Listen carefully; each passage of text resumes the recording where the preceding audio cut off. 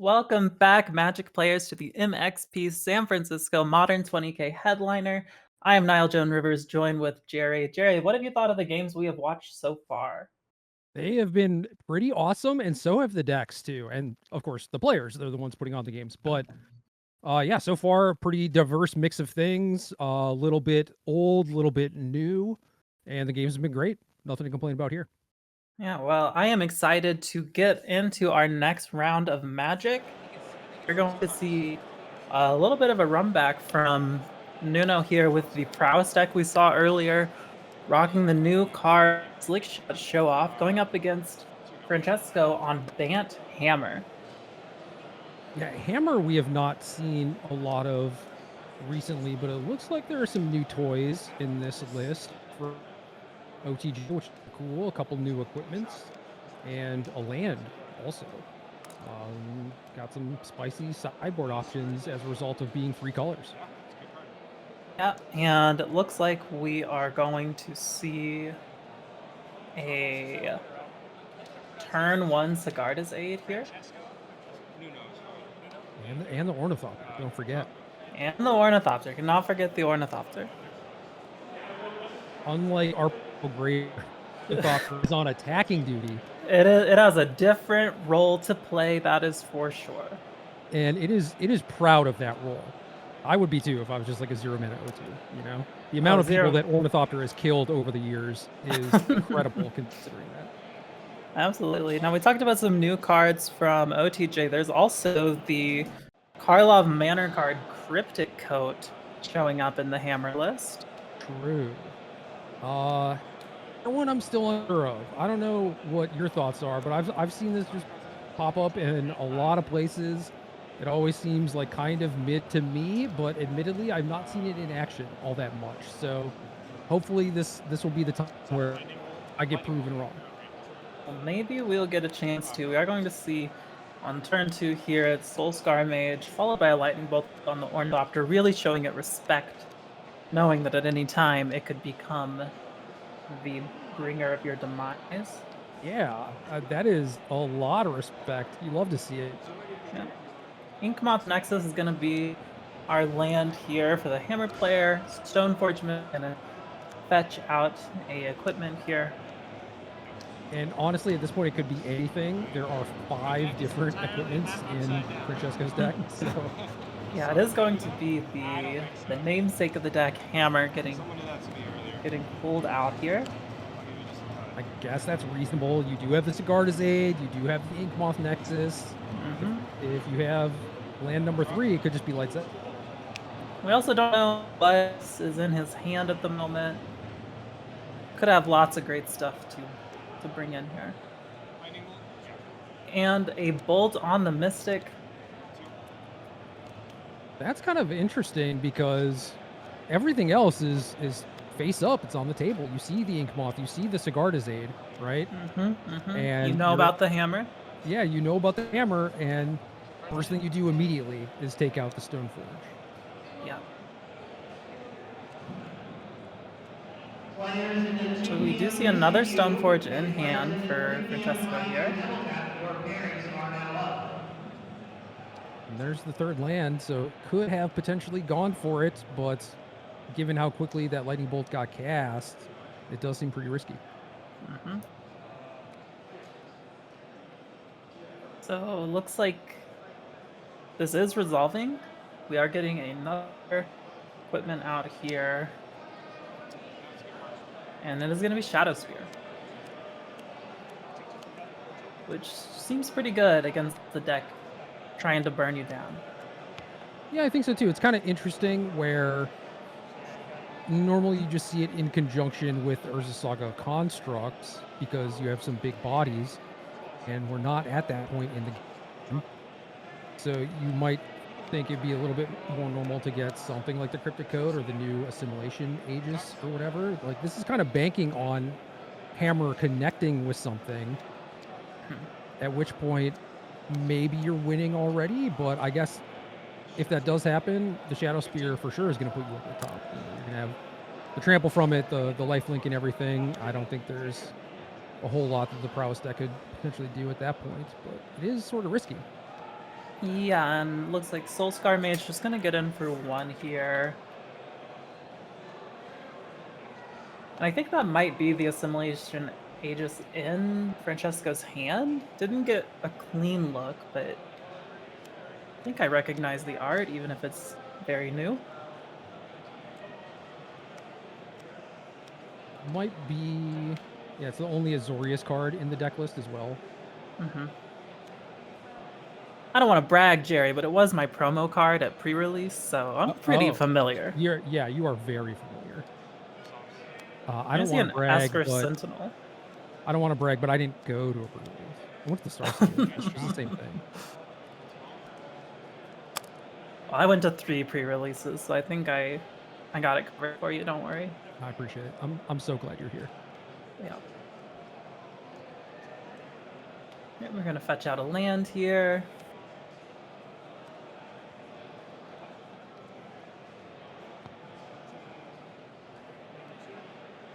Now fountains. Now all the colors are unlocked. 3 mana to maybe cast this Aegis and see if it's actually good or not. But you could also just Stoneforge that thing into play. Yeah, Maybe absolutely. keep the hammer open. Yep, and we're just going to pass the turn. You know, we can do things at instant speed here.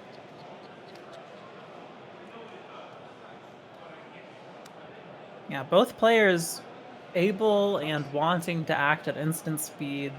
Feels like it really turns into a who's gonna blink first sort of situation. Yeah, I think Nuno is the one who's just like, please do something so I can blow you out. You know, like Yeah.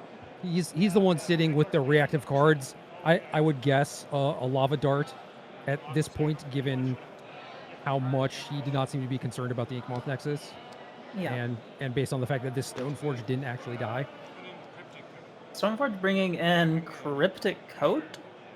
Well, there it is. Let's see if it's good. I guess that is why the spear got picked up. Francesco already had the weirdo equipments in hand already, so that was the next option. Oh, we've got a judge call here. Judge, is this card playable? Should I care about this? I'm still unsure. I wish it that worked. Oh, looking for Oracle text on Cryptic Coat, it seems. Oh, yeah, it's got a lot of that. As looks like this is a non-English version of the card. I mean, ETBs, cloak the top card of your library, then attach Cryptic Coat to it. The creature gets +1/+0, can't be blocked. 1U, return Cryptic Coat to its owner's hand. Yeah. This is a lot of text.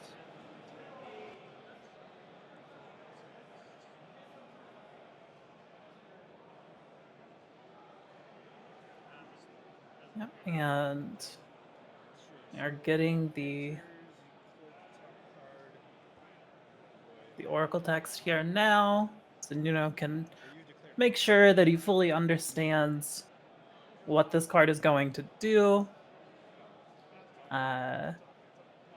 Always, if you're even a little bit unsure of what a card does or how an interaction is going to work out, make sure you call a judge. That's why they're there. Yeah, I think, first of all, if the card is not in a language you speak, Yeah. try and figure out what the words on the card is, because reading the card certainly helps. But yeah, even then, you still have questions, call a judge, absolutely.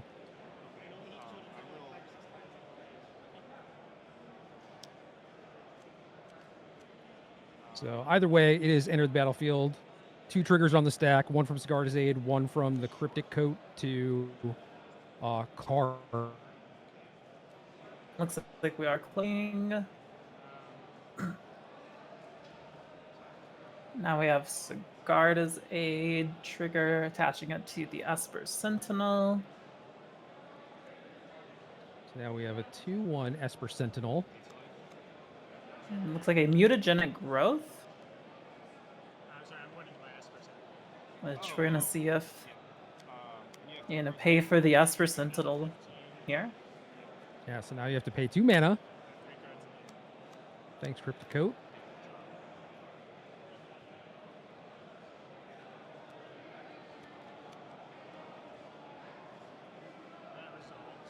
Despite having mana floating the last few turns, it's just like, no, I'm not going to pay. Kind of need to keep my mana open to make sure I don't die, thanks.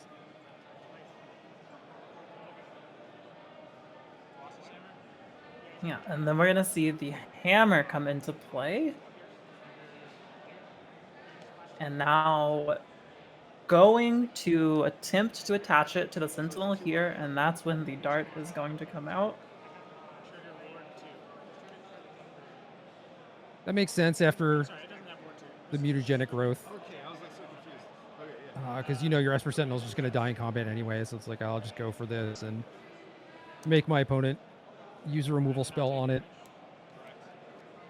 The Esper Sentinel's already triggered once, so we don't have to go through that whole thing again. Mm-hmm. And Francesco just ends up with a board full of permanents and takes no damage. So overall, pretty good exchange. Yeah. And drew a card out of the whole deal, too.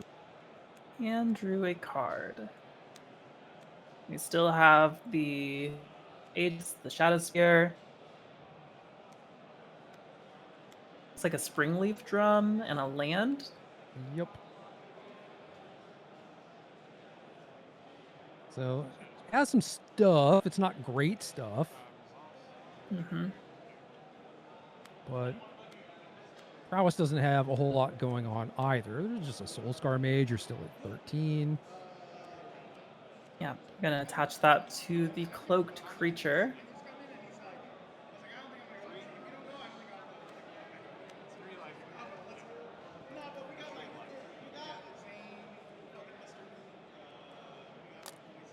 And swing in for a few points of damage here.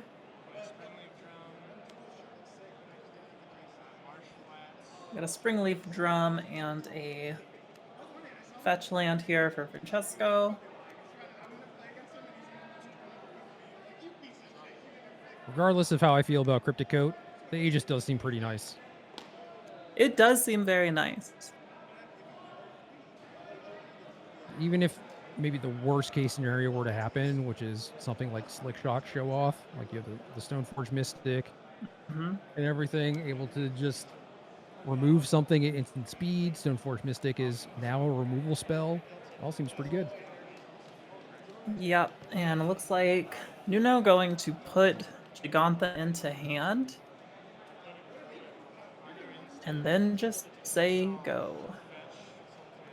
Never really where you want to be, especially when you're pretty behind on board and everything. And the opponent's hitting you with a 3-power lifelinker. You are probably pretty dead if your opponent ever draws Pure Steel Paladin or Forge Anew. Mm-hmm. Yeah, tough spot for sure. I feel like the games we've seen of this Prowess deck, game is generally pretty explosive, and then either that works or it doesn't. But if it doesn't work, they really need to start chaining together preparations and maybe end with like a Underworld Breach or something. But if you don't have that going on, you're just drawing like these really cheap, pretty ineffectual cards. Yeah, and it looks like end of Nuno's turn there. Francesco bounced the Cryptic Coat back to hand. Value. Value indeed. And there is the Paladin. All right, we don't need value anymore. Technically, I guess you did bounce the coat. So you could just Stoneforge that thing back in, get some more value off the Pure Steel Paladin, but you could also just try and kill your opponent this turn. You could Stoneforge it back in. You could also just cast it. Make your creature unblockable.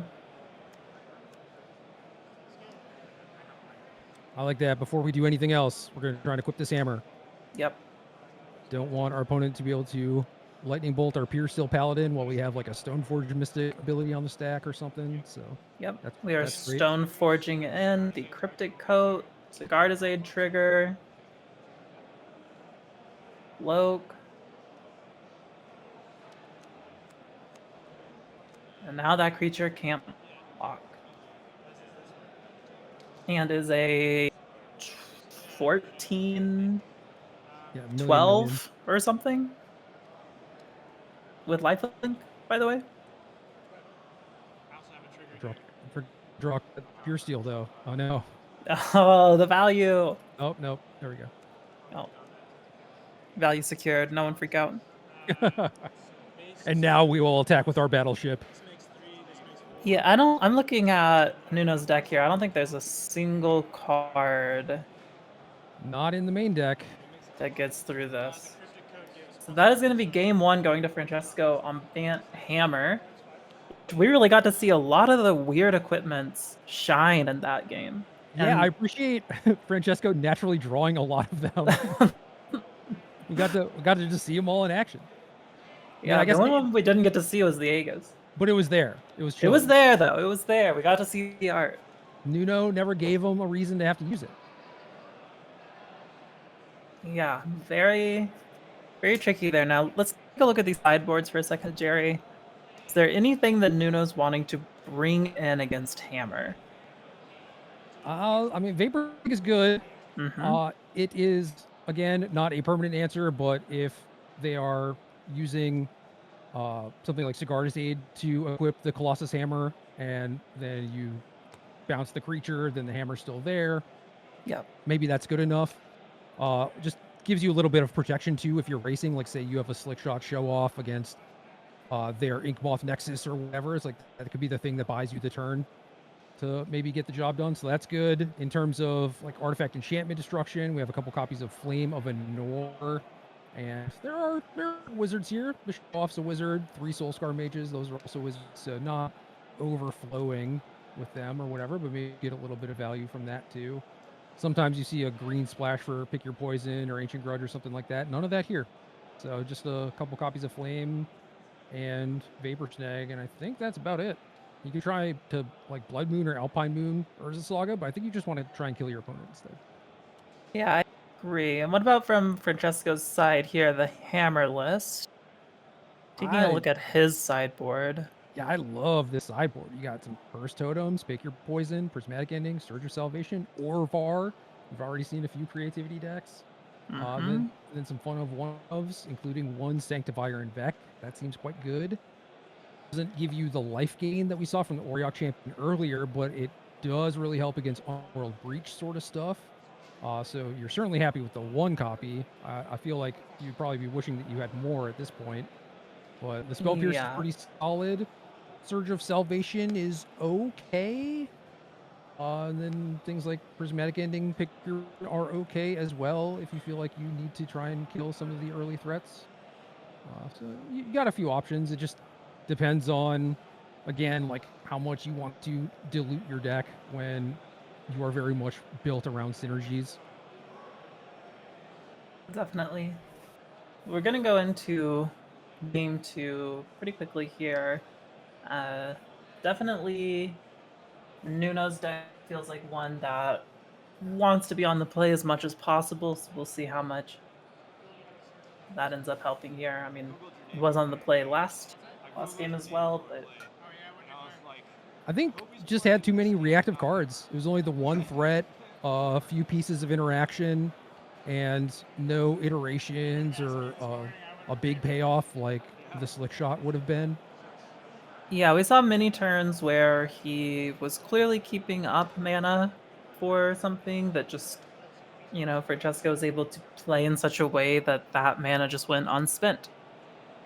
Yeah, and was just very careful about it in general. Like had an opportunity to go for a kill, wisely chose to just simply chill, develop his board instead, and that certainly paid off. Yeah, and we saw really respecting those early creatures, blowing them up quickly, trying to keep control of that board state, but just like you said, never drawing the stuff to really develop his own plans. We'll see if that plays out any differently in this game as our players are drawing their hands, resolving their mulligans. Yeah, I feel like expressive iteration kind of ties everything together, and Underworld Breach does a pretty good job of that too, but you already kind of have to have a stocked graveyard. So if you have Dragon's Rage Channeler or something like that, that certainly helps. But for the most part, iteration fuels the breach, right? So I don't can just play too many breaches, but I was interested in playing something like more iterations if you could. Like I don't know if the deck wants to go so far as to like play questing druid. We've seen that show up in decks like this previously, but those are definitely the games where Prowess deck look the weakest is when they don't draw iteration. Yeah, and we are going to see turn 1 DRC into turn 1 Esper Sentinel, which is pretty nice against Nuno's deck. Yeah, absolutely. I mean, there are a lot of ways to kill it, but Mm-hmm. you got to pay the tax. You know, you don't want to have to like lava dart something, even though you're sort of getting value, but like let your opponent draw a card in the meantime. And the Prowess deck needs all of its mana. Yeah, absolutely. So we're going to see how Nuno decides to deal with this creature. We are going to see a bubble, and it looks like he is going to pay the Sentinel tax, putting a mountain in the graveyard off of the DRC trigger, taking a look at the top of Francesco's deck. Yeah, Bobble's a lot worse when it costs 1 mana. True.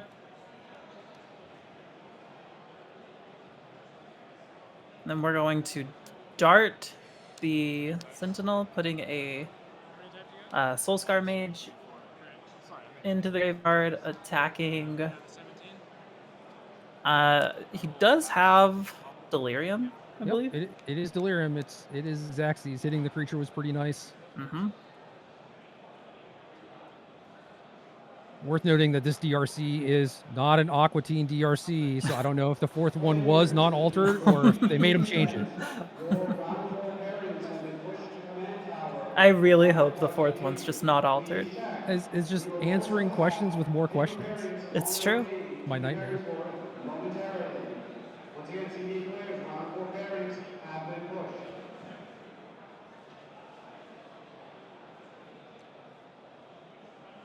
All right.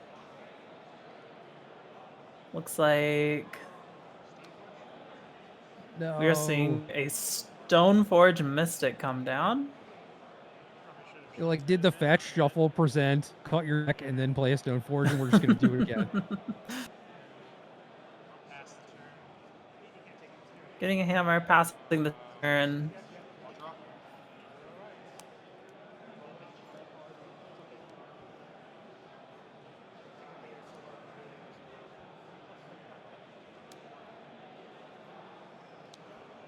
It's going to be Mountain into Swift Spear for Nuno.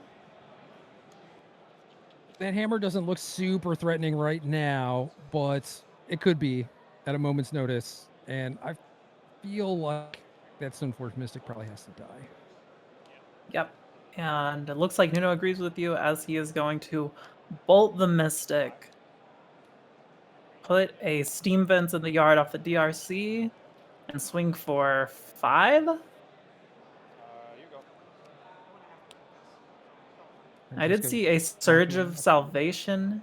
I think actually 2 Surges now in Francesco's hand. Yep, that's both of them.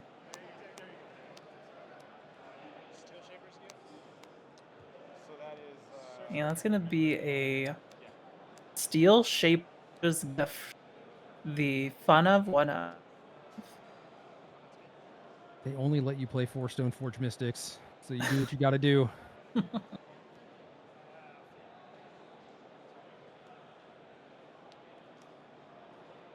And we're going to go ahead and grab the Shadow Spear again.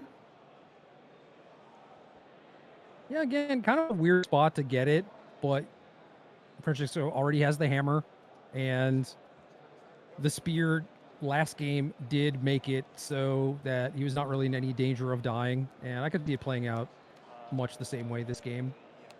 Playing Sigarda's Aid into land tapped, which we have seen how quickly the Prowess deck can put together the damage to end a game. And with Francesco only at 11 life, we could definitely see that happen here.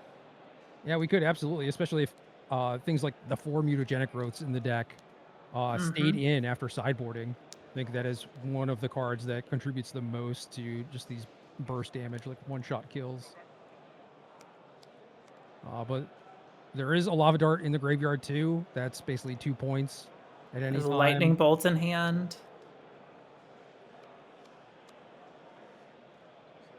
Yeah, that should be lethal if there's bolt plus dart. That will allow Nuno to still make sure that he maintains delirium, keeps that DRC big enough. I guess there's an unholy heat in the graveyard too. Winging. Gonna go ahead and bolt Francesco. This is 2 prowess triggers. Gonna go ahead and dart, and that's gonna be game. We are going to a game 3. Congratulations, Nuno, on the win. And yeah, I mean, that's the explosive power of this prowess deck. Lightning bolt's still good. Imagine that. After all these years, still killing people. But now Nuno has to try to win a game on the draw. Yeah, which definitely not an easy order against a deck like Hammer. Yeah, Francesco had those 2 Surge of Salvations, but no real moment in time to use them profitably to protect his first 2 things, Esper Sentinel and the Stoneforge Mystic. Both of them died. He never had a window to protect them. His turn 3 was just more setting up because he didn't have any actual threats or anything, which, I think is correct. Like, you can't just to play Stoneforge Mystic until turn 3 or whatever. Yeah. And I mean, like, you can shock in the Hallowed Fountain, save yourself 1 life potentially, but it doesn't matter. Yeah, I wonder if that would have been worth it actually, because Francesco did have 2 of them. But then it's also possible that you just end up not casting it that turn.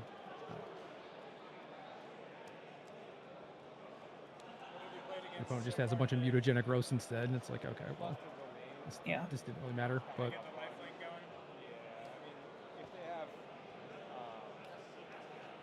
hard to say. Magic's tough. Hard to say. Magic is very, very tough. Both players playing very well here. Getting into our game 3. I mean, they've both clearly done very well to get to 5-1 at the event here. Not easy to do. Yeah, they both seem to know their decks pretty well, and both of these are we have not seen a lot of lately, especially if you're looking primarily at like online results, for example. So these guys know what's up. They know what they're doing. Yeah, Hammer feels like a deck that you're not always seeing like huge results from, but you are often seeing at least one person in a big event like this going far with it. Yeah. And then no one really pays attention to it. It's just like every top 8 has a hammer. You're just Yeah, like, yeah, okay, whatever. the obligatory top 8 Hammer. Yep. But it's not really a deck that is converting more and more people into playing it, which is kind of strange. Mm-hmm. I think something like Prowess has a lot of overlap. Like if you were a Murktide player, it's pretty easy to switch to Prowess for a weekend if you want and try it out, because you already have a bunch of the cards, and that's not really the case with something like Hammer. Yeah, it definitely feels similar to like what we were saying earlier about Amulet Titan, where there are players who play Hammer who are very devout to it. Very die-hard Hammer grinders who really understand it, strive for that sort of deck mastery over it. And it definitely seems like a deck where that is rewarded. Absolutely, because you see those diehard Hammer players being like the only Hammer players that keep winning, and it is because they have put in the time, they have put in the hours, and they know their stuff. But Yeah. just despite being this aggro deck that is supposed to get a bunch of like free wins and like kill your opponent on turn 3, like it's tough to play, especially when you start thinking about like post board games in matchups where your opponents have a lot of interaction for you. It's like you really need to know how to navigate through all that stuff. Yeah, and it looks like Nuno might be resolving a mole to 5 here.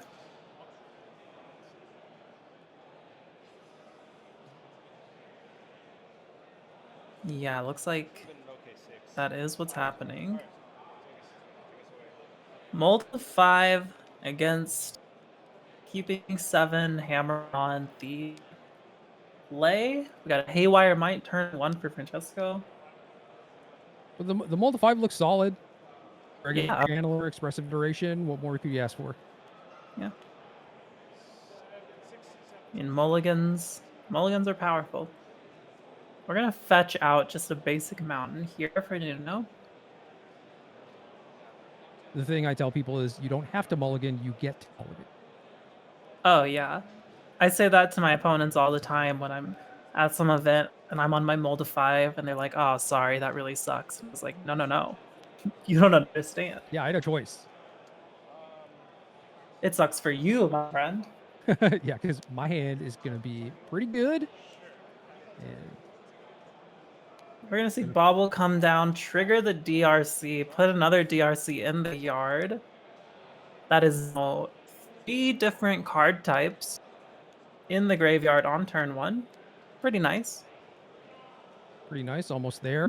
Always sweating the case Sanctifier Invecto. Mm-hmm.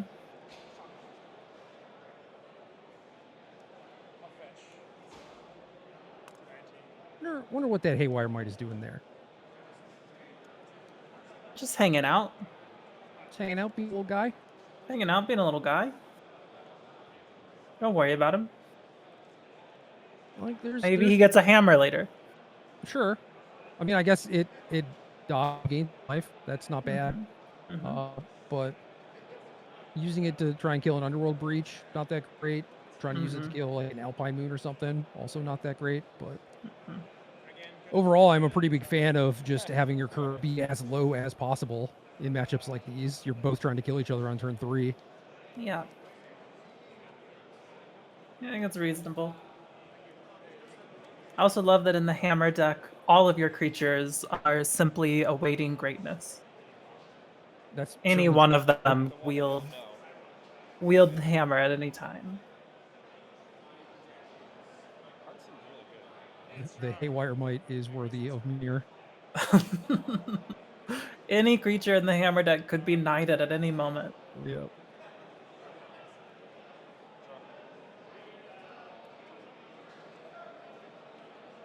It's just gonna be Stoneforge Mystic. Going over to Nuno, playing Spire Bluff. Getting a Soulscar made. And passing. Interesting. So Very interesting. if Nuno had a spell, a situation where he's playing carry, keeping mana open, trying to not let that Colossus Hammer connect. I think I caught a glimpse of a Urge of Salvation in Francesca's hand, which is a pretty nice right now. Casting an EI on Nuno's turn. Trigger from the DRC.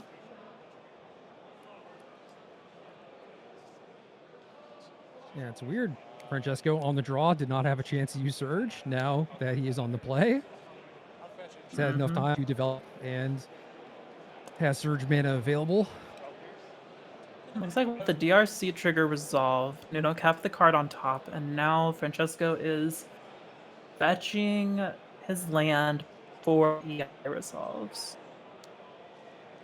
Interesting. So are we gonna Stoneforge in something like the Aegis maybe? I don't know. Could it be the Spell Pierce? Oh, There is one in the sideboard. He's tapping the Hollowed Fountain. It is the one of Spell Pierce. nice. Very nice. Still has Surge open, still has Stoneforge activation. Yeah. Now DRC is delirious. We've got Prowess trigger on the Soulscar Mage. So what's the worst that could happen here? I mean, what a great time for that spell pierce from Francesco. Yeah, and again, I mean, if the other player were on the play, Francesco would have like tapped out for Stoneforge Mystic. The iteration would have resolved. Could have Yep. been completely different. Yep, this definitely seems like one of those matches where play draw matters a whole lot. It's gonna deal 5 points of damage in combat, giving Francesco an opportunity to Stoneforge in a Cryptic Coat at the end of Nuno's turn. We're gonna cloak the card in the deck there, attach the coat to it. Is the code playable? I still can't tell. It is technically legal. I understand that aspect, but like that it could have been a Cauldra, you know, Sure. which is not in Francesco's deck.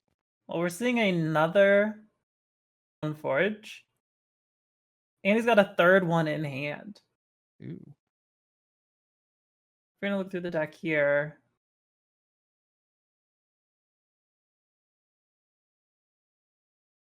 I mean, this could be a Cauldra.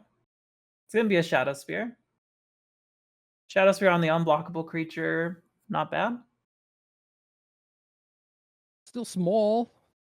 Could Still potentially small. died anything. What is it right now? A 3/2? But it's a 3/2 with Ward 2? True. That certainly matters. So it'll become a 4/3 with Ward 2 if that is what ends up happening here. But it looks like instead, they're just going to play a land tap and say go. So I've been kind of seeing like no attacks, no blocks from Francesco, but I think this might be like the Surge of Salvation turn. Yep.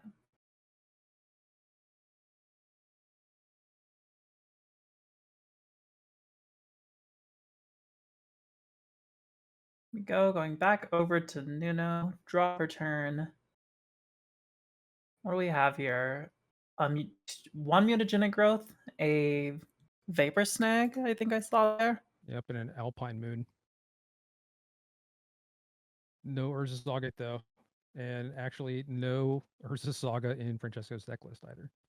I just kind of gloss over that stuff sometimes. I just assume there's 4 copies of it.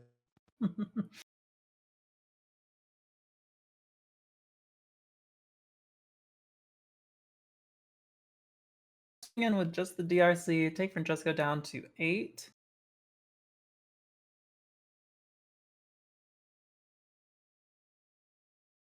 So now you can try and get a hit in with the Shadow Spear with Surge backup even. Mm-hmm.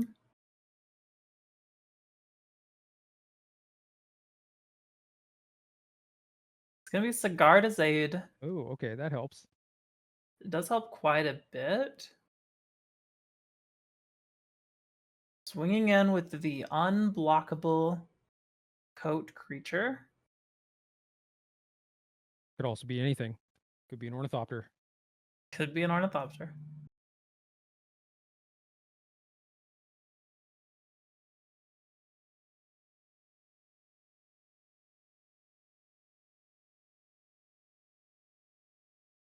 You see Nino reaching for creature, you can block, and Fred just immediately like, no.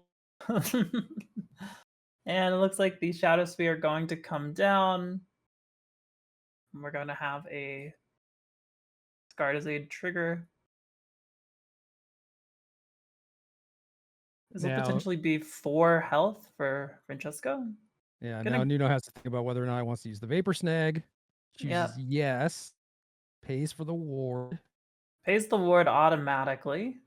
And despite being a red-black hate card, Surge of Salvation, still just call yourself Hexproof anyway. Right. Triggering off the DRC, putting a bauble in the yard. Nuno go down to 14. Francesco going to go back up to 12. Has 1 mana open, just a Stoneforge in hand. And we know Nuno's got that mutagenic growth. Not impossible that he could really pop off this turn. Yeah, not impossible. It's harder to do with a Dragon's Rage channeler Hmm. than a pile of like prowess creatures or the slick shot show off. Yeah, getting a slick shot this turn would have been pretty huge. There's going to be a second DRC after dealing a few points of damage with the first one in combat.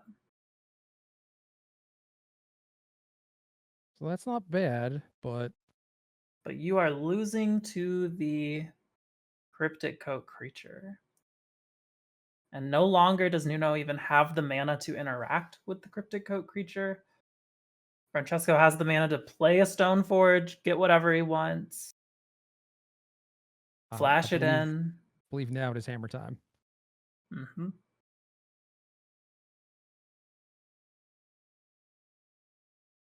All right, I'm kind of seeing it. It's still a little too small bally, just like the Cryptic Coat in general, in my mind, for what Hammer normally is trying to do. But all the text is mattering, right? Like it making Hmm. another body, the body being blockable, it being word.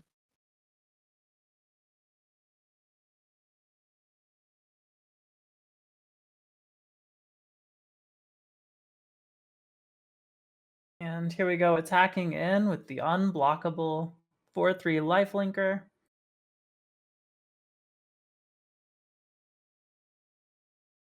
And going to Mystic in the hammer. I love that too. Stone forging instead of just casting it. Don't want to Yep. run Dodge afoul the of your spell opponents. pierces. Yeah, Hmm. exactly. So heads up play there. Yeah, very heads up indeed. And that is going to be the match going to Francesco on the hammer deck. And that was a tight one, Jerry. That was a great game 3. Nuno even had the expressive iteration, but it got spell pierced. The one of Spell Pierce, that was wild. Oh, Yeah. got a feel for the prowess player.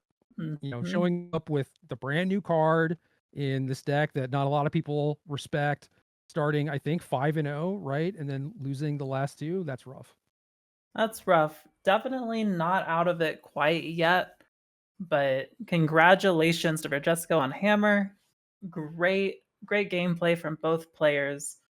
And I think we're going to take a quick break here and we'll be back with some more magic before you know it. Stay tuned.